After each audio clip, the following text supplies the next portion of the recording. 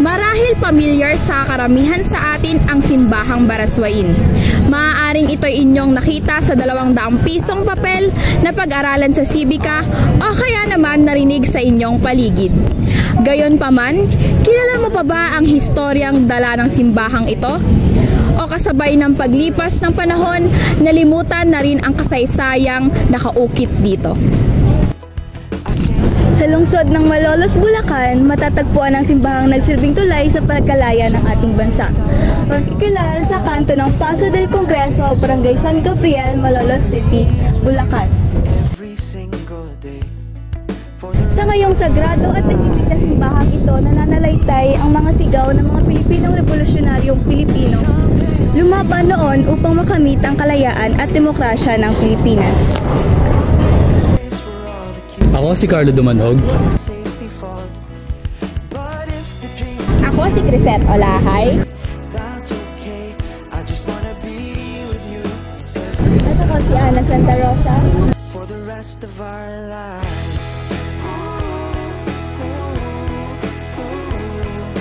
Halina't bisitahin natin ang Baraswain Church at sabay-sabay nating balikan ang mga istoryang naninirahan sa simbahang ito.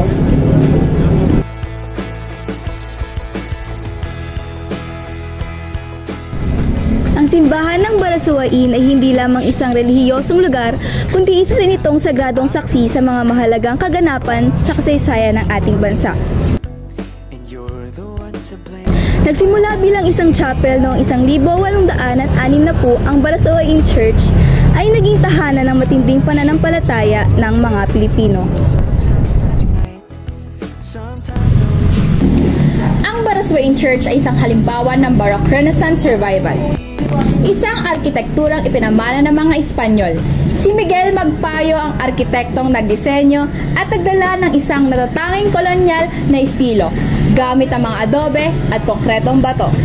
Mga materyales na tumatagal, kagaya ng kasaysayan ng simbahan mismo. Pumasok tayo sa isang maluwag at simpleng interior. Ang mga kahoy na haligi na sumusuporta sa bubong ay nagdadala ng damdamin ng nakaraan.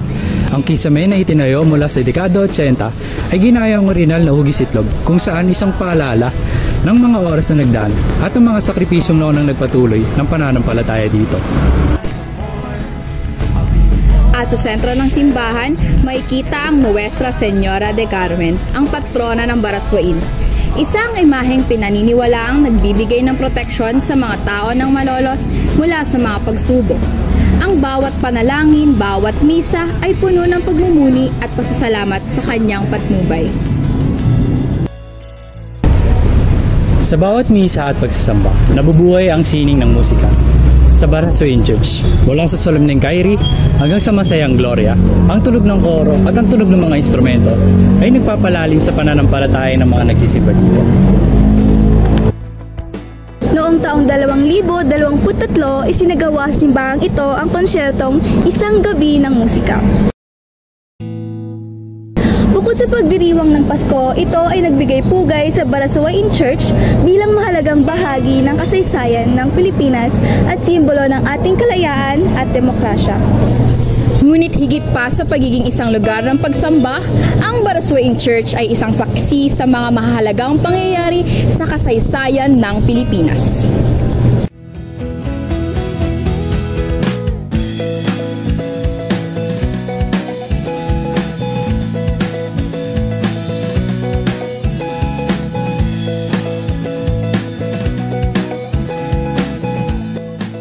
Dito rin ginanap ang unang kongreso ng Pilipinas noong Setyembre 15, 1899.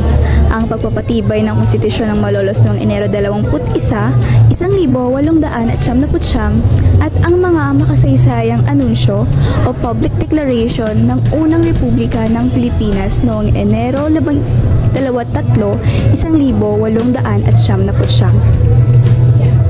Taon-taon ay pinagdiriwang ng simbahan ito ang araw ng kalayaan. Noong unang panahon ng Kastila, ang simbahan ng Baraswain ay tinatawag na Baras ng Swain, at ito'y nangangahulugan ng lakas na hindi nasusupi. Higit sa lahat, ang piyesa ng simbahan ay pinagdiriwang tuwing ika-16 ng Hulyo taon-taon. Isinasagawa nila ang salubong na ika-15 ng Hulyo at prosesyon sa araw ng kapistahan. Sinasabi ng mga tao na ang Baraswain Church ay nakatuon sa proteksyon ng Nuestra Señora de Carmen.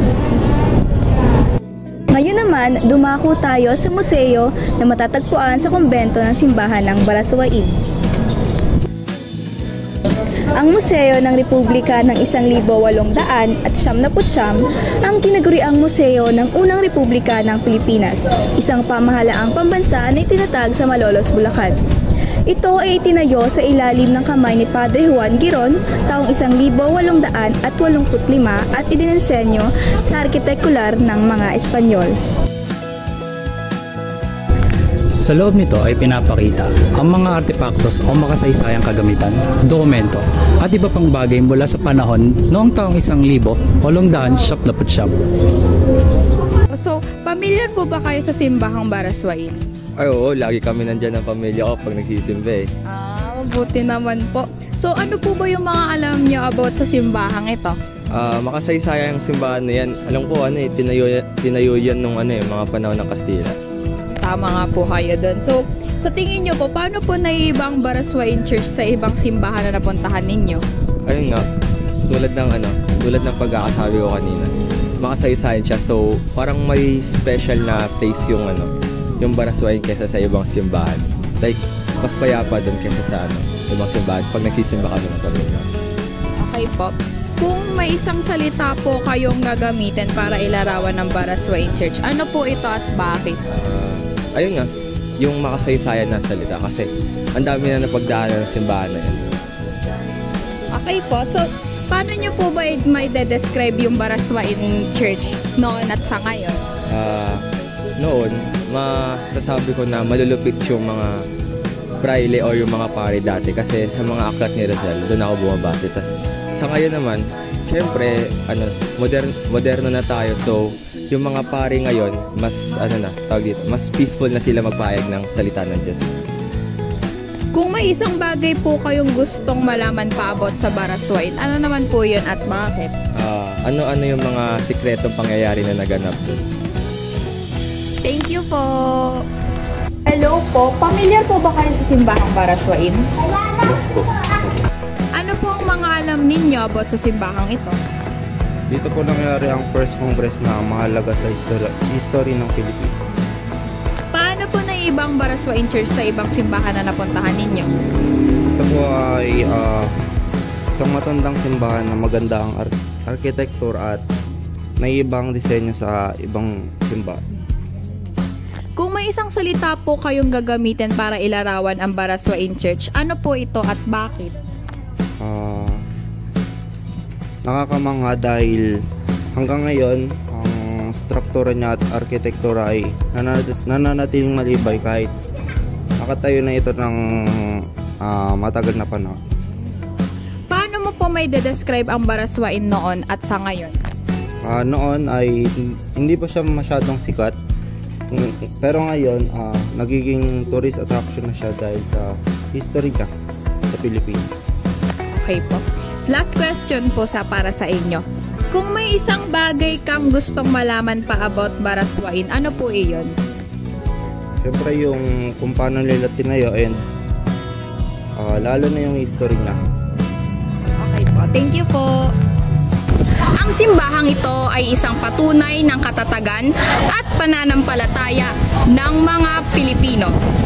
Sa kabila ng mga pagsubok at pagkawasak, ito ay nagpapakita ng hindi natitinag na diwa ng bansa. Ang mga partikular na sining sa loob ng simbahan tulad ng santo, mga pintura, pandekorasyon na elemento, interior at mismong arkitekto ng simbahan ay may mahalagang papel sa pagbubuo ng kapaligiran ng simbahan. Ang simbahang ito ay naghahatid din ng mensahe ng pag-asa at pagtitiyaga. Muli, ito ang Our Lady of Mount Carmel Parish, Baraswain Church. Ako si Crisette Olahay. Ako si Ana Santa Rosa. Ako si Gardy Dumanog. Maraming salamat po.